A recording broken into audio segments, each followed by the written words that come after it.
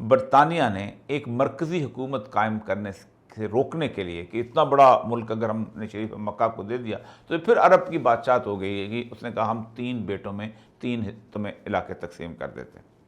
اردن جو ہے یہ شاہ عبداللہ کے دادا عبداللہ کو دے دیا گیا، یہ شریف مکہ کا بیٹا تھا۔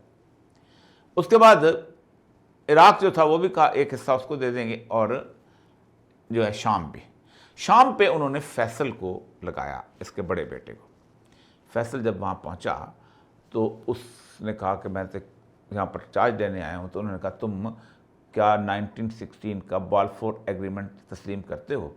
بالفور ایگریمنٹ وہ ہے جس کے تحت انگریز بالفور وزیر خارجہ نے کہا تھا کہ اسرائیل جو ہے یہ یعنی اس کے بنانے کی پوری کہ تمام یہودی دنیا کے اندر جہاں کہیں بھی رہتے ہیں وہ ایک قوم ہے، اور ان کو ہم آباد کریں گے فلسطین کے علاقے۔